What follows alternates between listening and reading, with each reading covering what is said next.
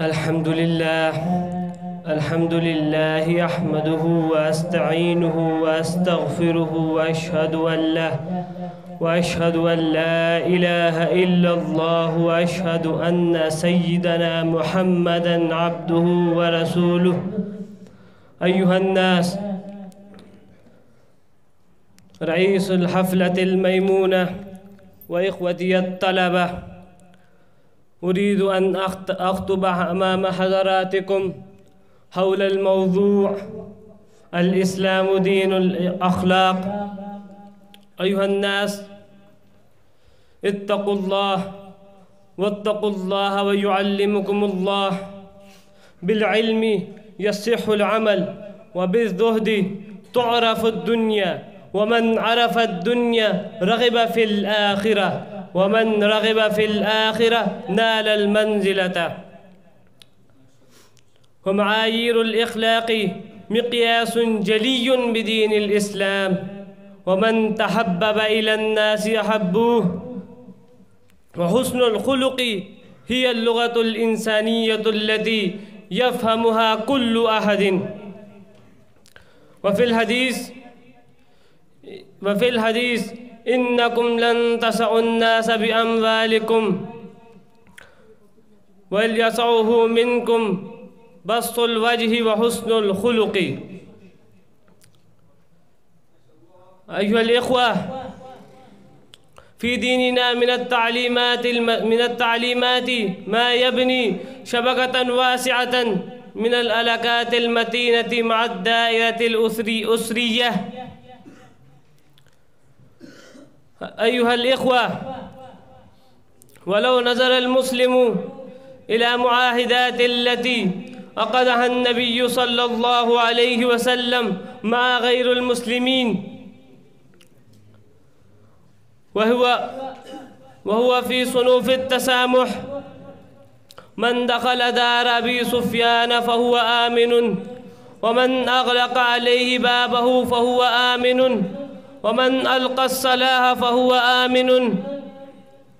وقال لقريش ليوم الفتح وهم من هم تاريخهم الأسود ومازيهم المظلم مع النبي صلى الله عليه وسلم وأصحابه، وتعذيب المستضعفين وإيذاء المؤمنين. لقد قال لهم ما تقولون أني فاعل بكم؟ فقالوا أخ كريم وابن أخ كريم. فقال أقول كما قال أخي يوسف: لا تثريب عليكم اليوم، يغفر الله لكم وهو أرحم الراحمين. أيها الناس، في ديننا من التعليمات وحسن الخلق محمد صلى الله عليه وسلم. فحين كسرت إحدى زوجاته صفحة صاحبتها المملوءة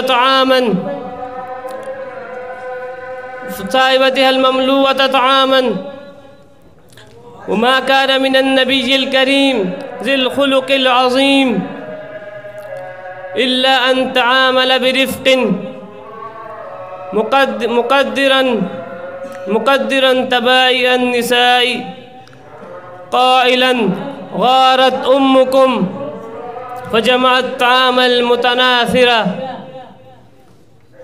فقال: طعام بطعام وإناء بإناء.